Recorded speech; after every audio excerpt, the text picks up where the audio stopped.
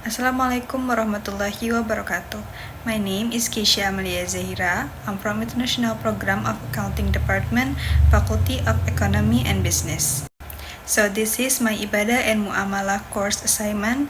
So here I want to present about implementation of Muamalah in economic transaction. So there is a table of contents. The first one is basic principle of Muamalah in Islam, and then rules of fiqh in transaction, and then the third one is the implemented of Muamalah, and then the fourth one is fatwa ulama in the implementation of Muamalah in Indonesia, and then the fifth is the application of Muamalah fiqh in avoiding usury in the digital era, and then the last one is conclusion. So the first topic is basic principles of Muamalah in Islam. So the first one, there is mubah. Mubah in fiqh is everything that is permissible unless there is a proposition that prohibits it. So this principle is support freedom of transaction and interaction.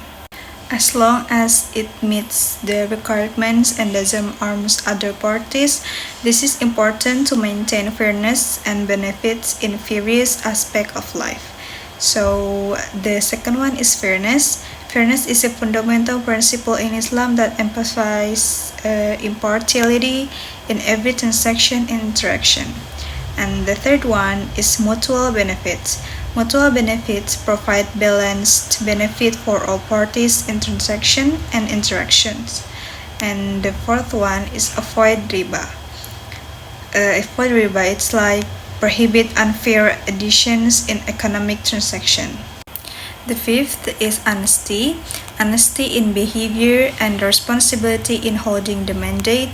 And then the last one is safeguarding blessings, like ensuring every transaction is carried out honesty and then truthfulness and responsibility.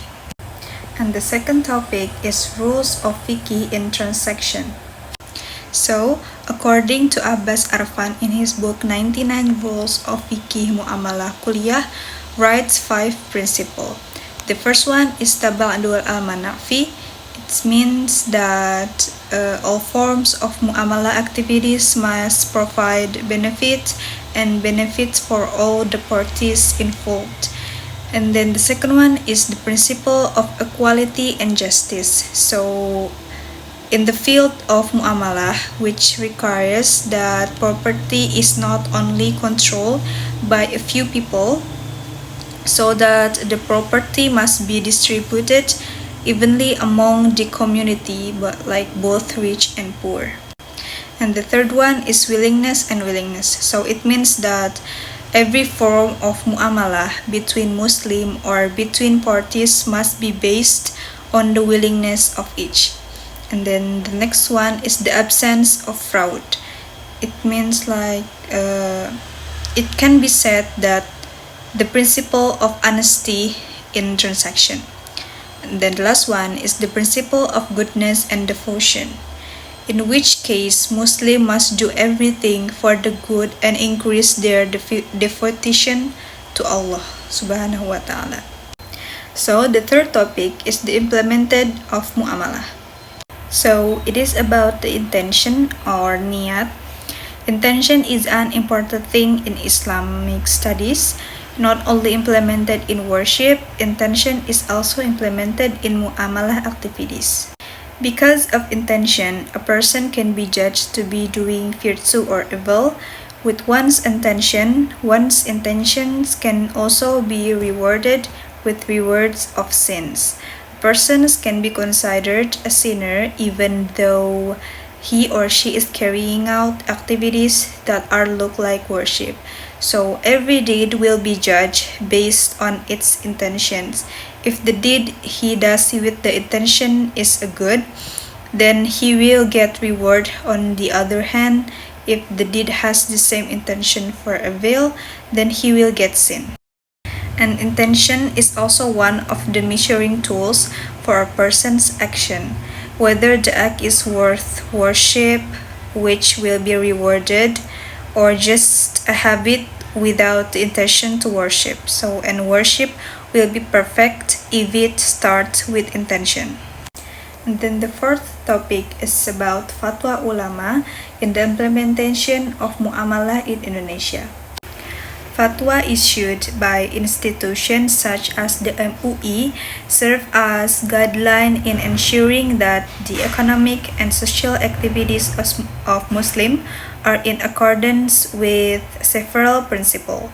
However, the implementation of this fatwa doesn't always run smoothly due to various internal and external factors. Another obstacle to the implementation of fatwa in society is limited public understanding. The fatwa of ulama has a very important role in guiding Muslims in Indonesia to live their lives in accordance with Sharia principles, especially in facing the challenges of contemporary muamalah. Guideline in traditional issues such as worship, but also serves as a main reference in responding to modern issues that arise due to technological developments and social changes, such as like e-commerce. And however, a number of challenges still interfere with the implementation of fatwas, including a lack of public understanding and potential inconsistencies between fatwa and government policies. Therefore, more intensive education and continuous dialogue between ulama and the government are needed to overcome this obstacle. This step will not only strengthen public understanding of fatwas, but also ensure harmony between Sharia law and state regulation in responding to the needs of the times. And the next topic is about the application of muamalah fiqh in avoiding usury in the digital era. So here's the principle and conditions of sale and purchase. The first one is akid. Akid is the subject of the transaction between the seller and the buyer. The second one is ma'qud alai. It means goods and prices. The third one is mahal al-aqdi. It means statement of sale and purchase, ijab and qabul. And maudu al-aqdi. It means the purpose of the transaction is to meet each other's needs. So here's our like the rukun of and like syarat jual beli. So to avoiding usury in the digital era, we have to understand the danger of usury first. So the practice of riba has a negative impact both economically and in the shopping habits of Muslims, such as wasteful mentally. So the ease of installments and pay later makes people focusing on short-term needs. The second one is eliminating the value of benefits. And then there is also colonization. If debtors who have difficulty paying are trapped in debt relying on credit.